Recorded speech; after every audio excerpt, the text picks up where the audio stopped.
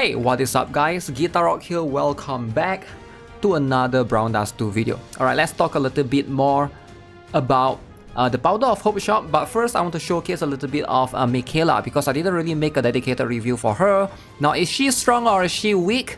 So right here, as you can see, we have perfectly set up in this particular one, fighting against this enemy, which is a Crystal Fairy. You can see the element is going to be light type right there, right? So this one has 0% magic resist. So my Dalvi is a 3x3 tile. Michaela is a 3x3 tile, the latest one, and also we have Livia, this particular costume, right? The explosive rush one. So as you can see, I'm going to show you guys the stats, but first things first, you can basically see from the preview, you are going to be able to look at the damage, right? So Dalvi is at +5. She is going to be able to do about 18,000 right there, right? So that is of course going to be a multi-hit from Dalvi. And then Livia right here is going to do 19,000. So Dalvi 18,000, Livia 19,000. Keep in mind, Dalvi is at +5, Livia is at +4. Now, Livia is going to do a little bit more damage. However, she is going to also apply vulnerability. But also keep in mind that Dalvi can also apply DOT, right? But Michaela, her damage is definitely a bit lacking.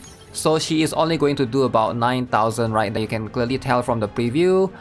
She is going to do a little bit way less compared to the other two. However, you don't really use this Michaela costume for damage, right? You use her more to increase your crit damage, right? So that you basically get the buffs from the other two costumes as well, right? So if you are pulling for this particular costume for Michaela, you are just looking to basically upgrade your Michaela, right? Your current other two rosters. So if you don't have the other two, the beach version and also the office one, at like high plus, I don't think this one is going to be that worth it personally, right?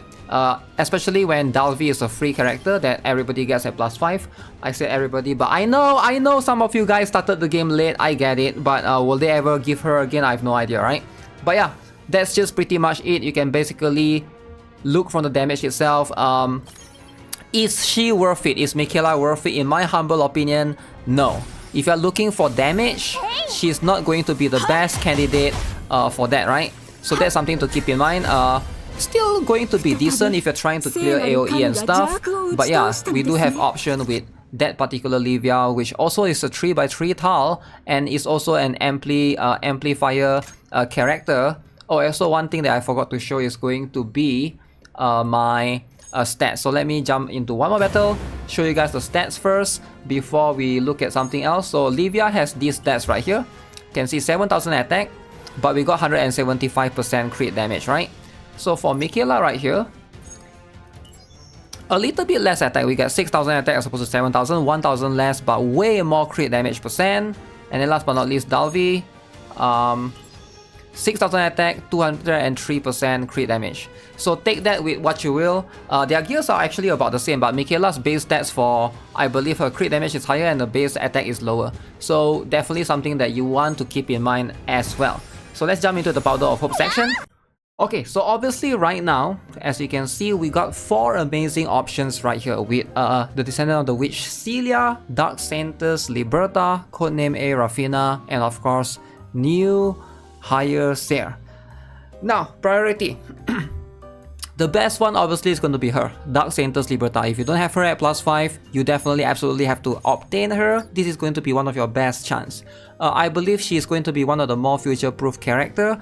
I doubt she will ever get power creep. Alright, Helena didn't get power creep. And she's sort of like, right now I think she's power creeping. Is she power creeping anyone, right? She's probably power creeping Therese to a certain extent, or maybe to a certain extent later as well, Homunculus later, right? Because I think most players are going to prioritize her over the other two. Now, depending if you have, obviously it's better to have more options, right? Like Homunculus later is still strong in some teams and you can use them together, obviously, right? But if you can only pick one and you need just one character in like a much more universal situation, I can see Dark Saintess Libertar is going to be a better one. So because she just gives you crit rate and she also gives you SP alongside with the buff, right? So this is going to be major buffs, major massive buffs. Now alongside with Dark Saintess Libertar, who is the second one? In my opinion, it's going to be new higher Seer. Alright, so I feel like she's definitely a very good one. As you can see, she is just another buffer. Now new higher Seer is a little bit more unique, okay? So she is going to be a very unique buffer in a defender format, right? So the other two costumes is like Gift Horn and such. It is going to be a very interesting one. As you can see, she relies on the enemies hitting you, or hitting her in this case, right? To be able to get the buff, right? Effects stacks one time with each hit received and reach a maximum of 99 stacks. So obviously 15% damage dealt. If you go higher is 17%, go higher is 20%, and goes up to 22%, right? So this is going to be an insane amount. Now obviously this poses a problem. It depends on the enemies that you're fighting against. If you are fighting a boss that only hits you once or doesn't do multi-hit, that's where her performance is going to suffer a little bit. But if the boss is going to do multi-hit, can hit you 3 times, 5 times, 6 times sometimes, right? That's where new higher Seer is going to shine. Alright, she is going to be by far be the better one in that case. But I would still say Dark Saint's Libertas number 1 and new higher Seer is going to be number 2. I wouldn't be surprised, however, there are some situations where, the boss is going to do so much multi-hit that new higher Seer's buffs, the damage percent buffs, are going to outperform Dark Saint's Libertas buff in an attack team event, right? Although I doubt that's going to happen in most circumstances. So to be safe, I'm still going to say that Dark Saint's Libertas should be a priority, right?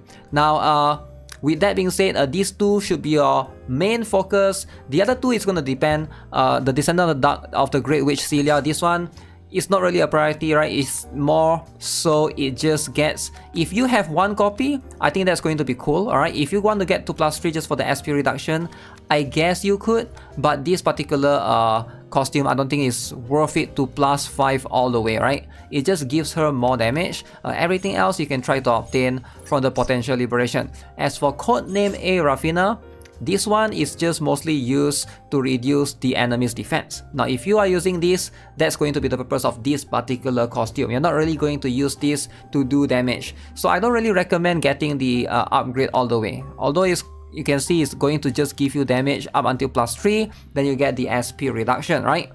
For me, I don't see the justification of getting that unless you use this costume. Like I mentioned, you use this a lot. But Rafina, most of the time, you're going to use the other ones more, right? Compared to this particular one. But not bad if you're trying to get it up to 100%. I would say, I guess damage-wise, it's decent, but she's not going to be the main DPS. Maybe you can build her as a sub. But for now, that's pretty much it. I would highly recommend you guys to save a little bit more, because the next one, the next Powder of Hope, I believe there's going to be both Michaela, and then they are going to add Wilhelmina as well. So that's going to be something that you want to look forward to, because Wilhelmina is going to be a multi-hit character. If you miss out on Hikage, definitely that's the one to look forward to. Alright, so I'm going to +3 my Seer, hopefully get her up, and that's going to give me the extra bonus that I need for the time being. Alright, with that being said, that's going to be it for this particular video. Subscribe if you guys haven't already. Stay tuned for more Brown Dust 2 content. Hopefully, once the collab comes out, we're gonna have much more exciting things ahead of us. But hey, for now, have a nice day. Goodbye.